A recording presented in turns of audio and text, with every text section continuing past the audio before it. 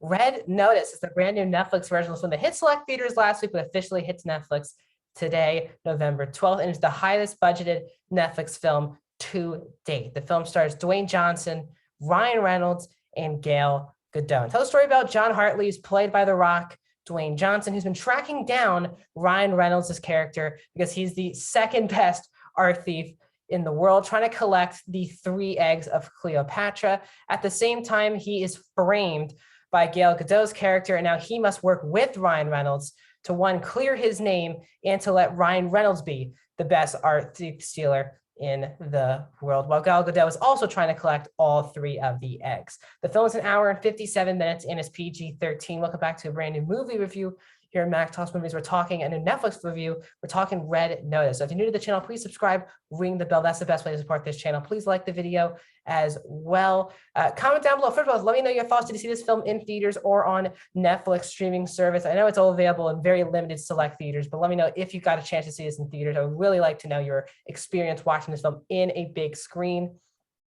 I'll do movie reviews, TV show reviews, streaming platform reviews, movie rankings, and a box office breakdown show. So if you're new to the channel, subscribe, ring the bell, and let's talk about Red Notice. Also, at the end of this video, I'll let you know my upcoming videos, which will be a lot coming soon.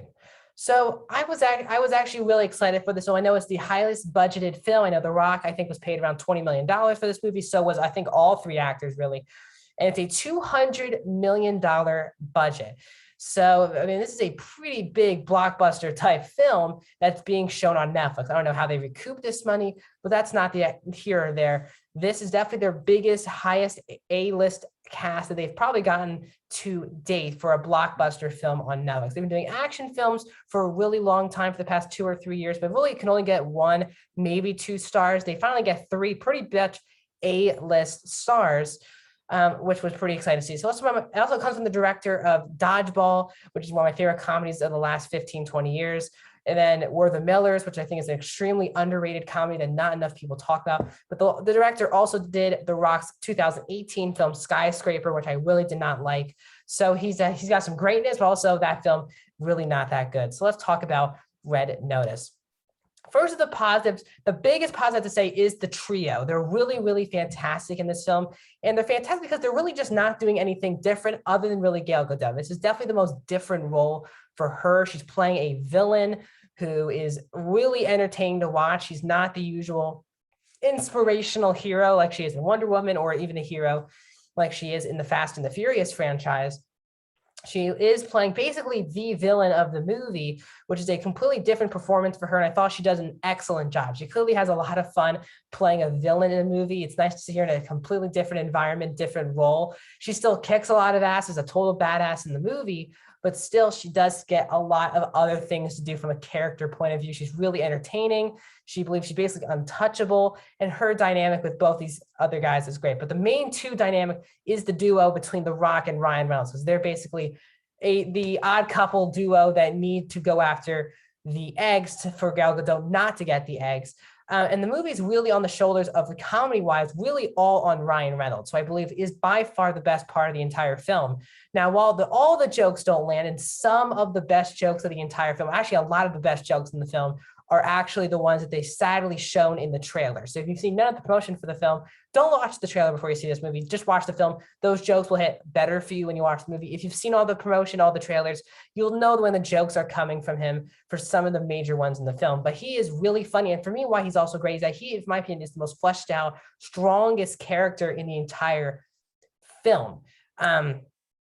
He has a past with his father. He wants to become this art dealer. He's also just, his timing for me works. Now, sometimes it does get a bit old, especially you can feel it getting old when some of his jokes don't land, because this is Ryan Reynolds being Ryan Reynolds. This is already his 3rd big time action film of the year, with Hitman's Wife's Bodyguard and Free Guy. And I thought Free Guy was the one in between this that I guess he gets a more grounded character. He is still doing his jokes, but still a pretty grounded character. This is very similar to his performance in Hitman's Wife's Bodyguard, basically, except that he's now paired with The Rock, not Samuel Jackson.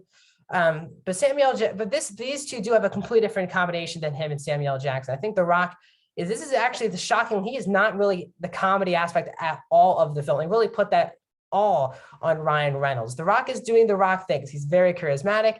He can kick a lot of butt. He's really, really fun to watch in the film. He's a very likable character.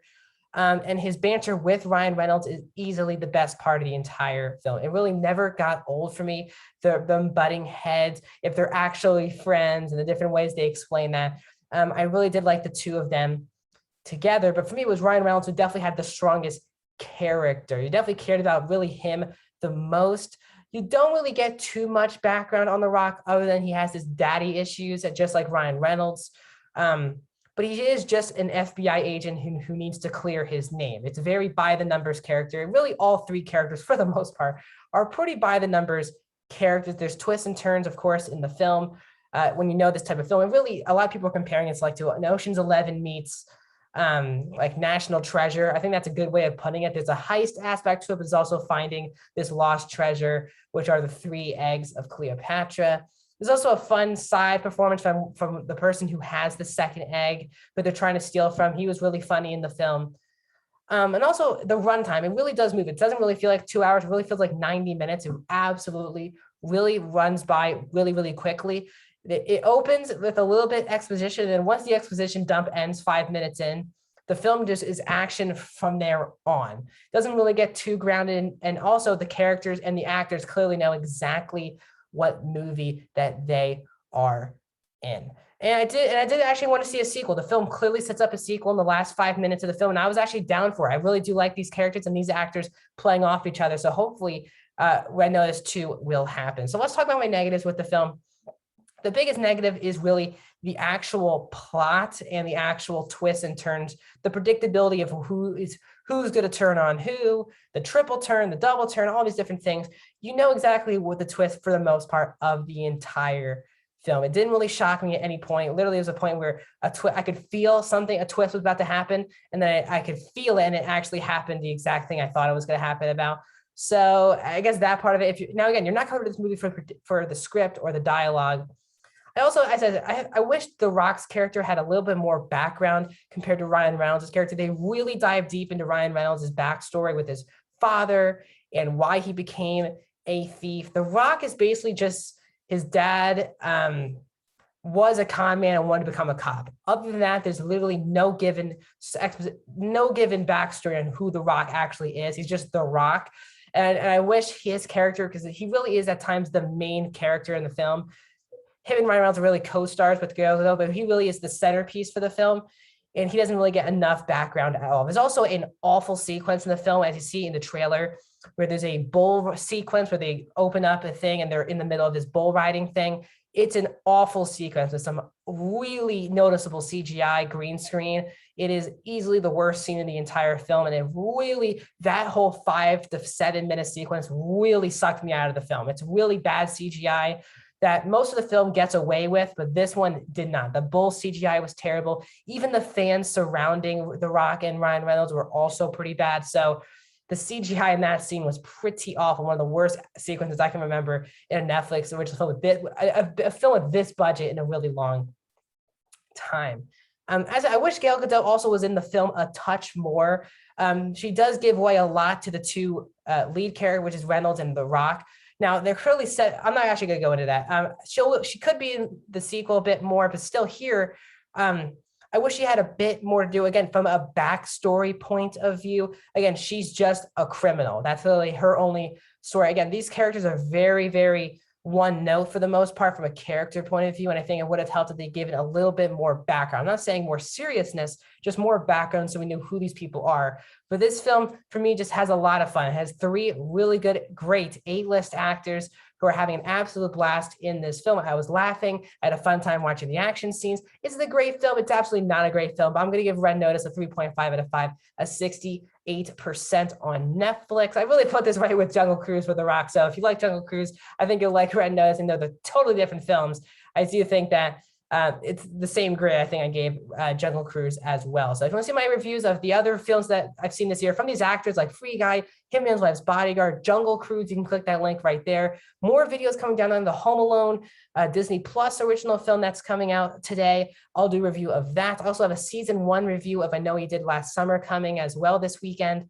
So a lot of reviews, a box office breakdown show, will be on Monday as well. I'm seeing Ghostbusters Afterlife on Thursday, and then I'm going back to LA for a week. So we'll see how many videos I do. But this upcoming week will be highly packed with so many videos. So please subscribe, and I'll see you guys soon.